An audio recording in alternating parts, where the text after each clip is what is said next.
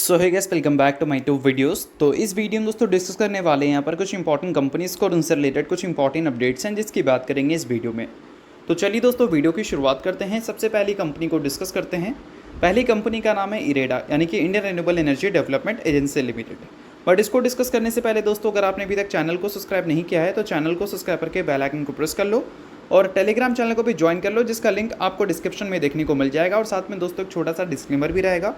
जितने भी कंपनी से रिलेटेड न्यूज़ एंड अपडेट्स हम लोग कवर करेंगे वो सारी न्यूज़ एंड अपडेट्स सिर्फ और सिर्फ एजुकेशन पर्पज़ के लिए, किसी भी तरह का इन्वेस्टमेंट एडवाइस नहीं है। आप खुद का रिसर्च और एनालिसिस भी कर सकते हैं। तो चलिए दोस्तों वीडियो की शुरुआत करते हैं। सबसे पहले बात करते हैं इरेडा के बारे में। दोस्तों आप सभी को पता होना चाहिए कि इरेडा एक फाइनेंस कंपनी है जो कि अभी के टाइम पे पूरी तरह से डिपेंडेंट है रिन्यूएबल सेक्टर पे। रिन्यूएबल सेक्टर में फाइनेंसिंग का काम इरेडा करती है। और किसी भी सेक्टर में आप फाइनेंसिंग का काम करते हो तो आप सभी को आरबीआई से जुड़े रहना पड़ता है और आरबीआई के जो भी रूल्स रेगुलेशंस गाइडलाइंस होते हैं उसको फॉलो करना होता है। और आज के दिन आरबीआई की तरफ से कुछ इंपॉर्टेंट गाइडलाइंस हमें देखने को मिले हैं, जो कि एक तरह से देखा जाए जो भी कंपनी प्रोजेक्ट फाइनेंस करती हैं उसमें जो भी प्रोसीजर होता है उसको ईजी बनाने का काम यहाँ पर आरबीआई ने किया है। इस वजह से आज के दिन कहीं ना कहीं इरेडा, पीएफसी, आरएसी, आईआरएफसी जैसी कंपनीज़ आपको थोड़ा बेटर परफॉर्म करती हुई देखने को मिली होगी। अब देखो दोस्तों, ओवरऑल अगर देखा जाए तो आरबीआई का गाइडलाइंस पॉजिटिव है। इस वजह से मार्केट का रिस्पांस भी आज के दिन हमें देखने को मिला है। अच्छा, अब देखा जाए तो कंप्लीट डिटेल्स आपको यहाँ पर देखने को मिलेंगे कि क्या गाइडलाइंस है, पहले क्या था और फिलहाल अभी के टाइम पे क्या है। तो वो सारी डिटेल्स आप नोट डाउन कर सकते हैं। बट जो बिगिनर हैं उनको बिल्कुल भी ये सारी चीज़ें समझ आएंगी नहीं, और थोड़ी मोड़ी चीज़ें अगर समझ आएंगी तो उतना ज़्यादा आप उस पर रिसर्च कर भी नहीं पाओगे। तो इस वजह से ओवरऑल अगर देखा जाए तो गाइडलाइंस पॉजिटिव है, जो भी प्रोजेक्ट फाइनेंस लेंडर्स हैं उनके लिए। और जो भी बोल सकते हैं ओवरहैंग काउज रहता है, प्रॉब्लम्स रहती हैं, वो हमें बोल सकते हैं कम होता हुआ नज़र आएगा ये ड्राफ्ट डायरेक्शन की वजह से। तो अल्टीमेटली ये सारी चीज़ों को पॉजिटिव ही डायरेक्टली कंसिडर कर सकते हैं बिजनेस के पॉइंट ऑफ व्यू से। अब दोस्तों इरेडा की बात करें तो अभी के टाइम पे इरेडा जो है वो सोलर पावर में फाइनेंसिंग का काम करती है, विंड पावर में, हाइड्रो पावर में, ट्रांसमिशन पावर में, बायोमास में। इसके अलावा और भी हमें कुछ सेगमेंट्स देखने को मिलते हैं। बट अल्टीमेटली क्या है कि कंपनी को जो मैक्सिमम ग्रोथ मिल सकता है वो सोलर पावर से और विंड पावर से मिल सकता है अभी के टाइम पे, क्योंकि ये दो जो सेगमेंट है वो एक इमर्जिंग सेगमेंट है, हाई ग्रोथ सेगमेंट आप बोल सकते हैं। अब सोलर पावर और विंड पावर दोनों को इंक्लूड कर दोगे तो सीधा सीधा हम बोल सकते हैं रिन्यूएबल पावर, ठीक है। और अभी के टाइम पे देखा जाए तो सोलर पावर की जो ग्रोथ है वो विंड पावर के कंपैरिजन में ज़्यादा बेटर हमें देखने को मिल रही है।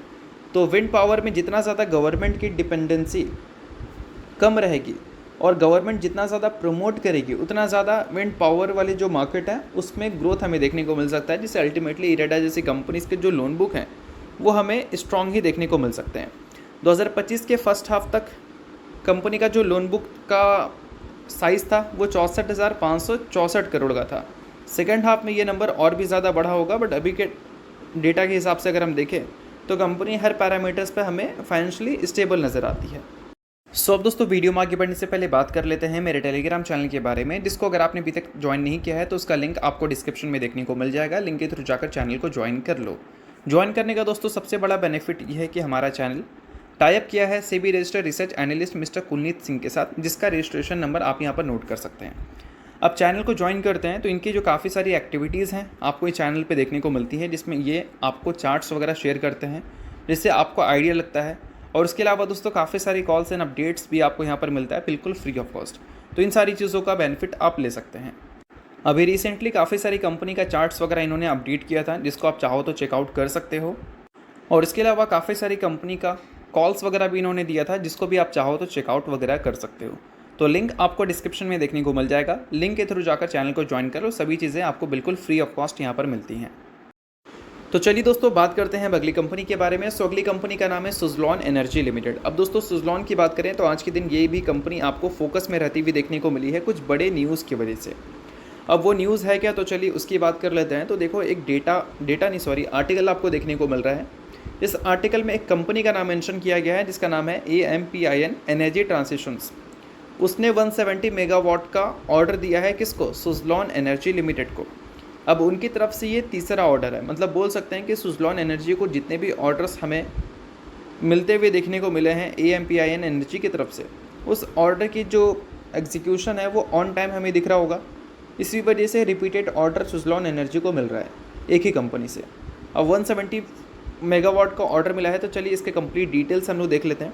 तो देखो दोस्तों, सुज़लॉन एनर्जी आप सभी को पता है विंड टर्बाइन जनरेटर्स की मैन्युफैक्चरिंग करती है और सप्लाई करती है। तो उसमें एक जनरेटर का नाम है S144, जिसके 54 यूनिट्स ये सप्लाई करने वाली है किसको, उसी कंपनी को जिनसे इनको ऑर्डर मिला है। इसमें एक बोल सकते हैं जो जनरेटर है उसकी कैपेसिटी रहने वाली है 3.15 मेगावाट।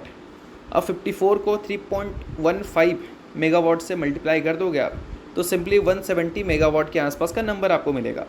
और उतना ही कंपनी को कॉन्ट्रैक्ट मिला है, जैसा कि मैंने बताया, कॉन्ट्रैक्ट या फिर ऑर्डर आप जो बोल सकते हैं। अब देखा जाए तो ये 170 मेगावाट के आसपास का ऑर्डर है। इससे पहले भी कंपनी को ऑर्डर मिला है और उससे पहले भी कंपनी को ऑर्डर मिला है। तो अब तक अगर देखा जाए सुज़लॉन एनर्जी के जो टोटल ऑर्डर्स हैं AMPIN की तरफ से वो 303 मेगावाट के बन चुके हैं।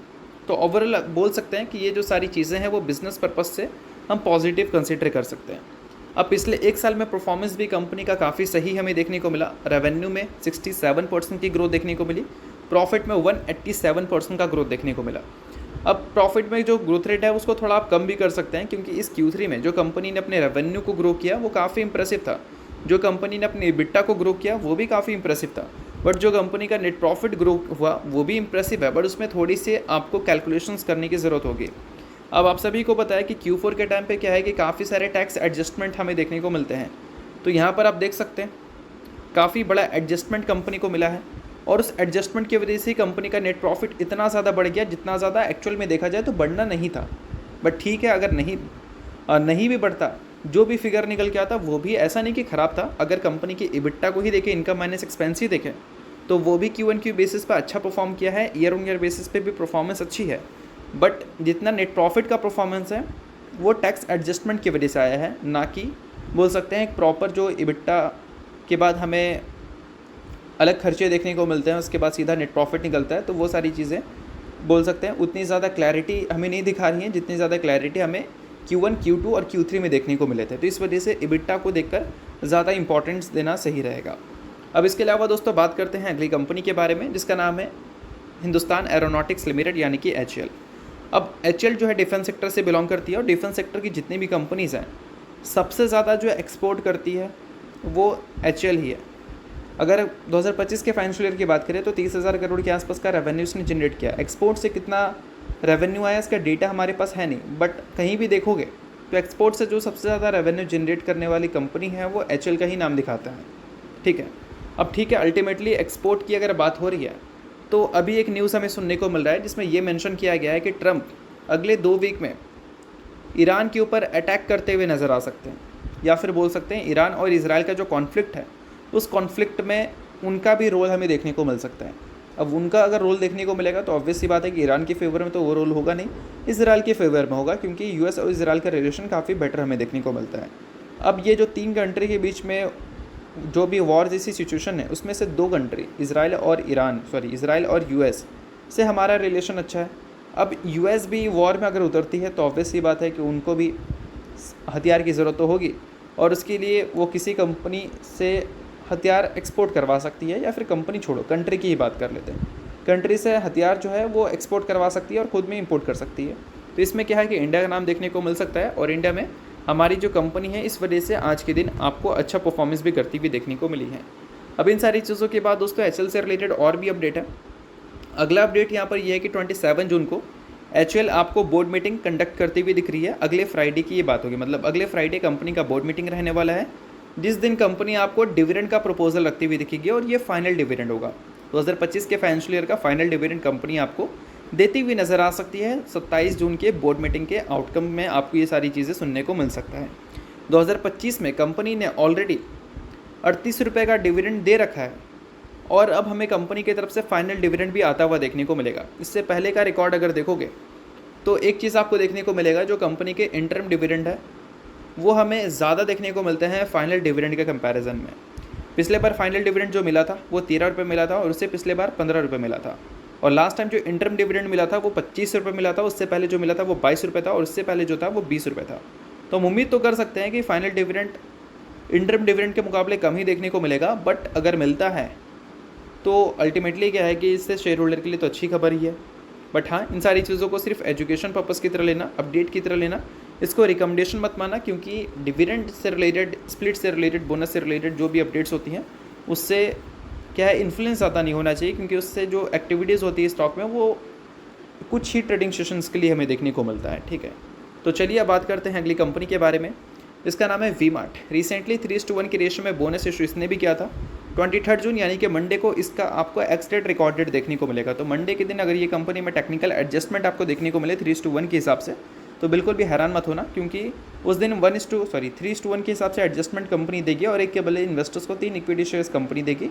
इसके बाद अल्टीमेटली क्या है कि इन्वेस्टर्स का शेयर जो है वो 3 गुना हो जाएगा, बट इन्वेस्टमेंट जो है वो एज इट इज़ रहने वाले हैं। तो इस चीज़ को ध्यान में रखना, बट ये सारी चीज़ें सिर्फ और सिर्फ सीखने के लिए हैं, रिकमेंडेशन नहीं है, तो इस चीज़ को भी ध्यान में रखना। तो चलिए दोस्तों, ये वीडियो यहीं तक था। आपको करता हूँ वीडियो आपको अच्छा लगा, वीडियो लाइक कीजिए, पहली बार सब्सक्राइब कीजिए। वीडियो के लिए बहुत बहुत शुक्रिया।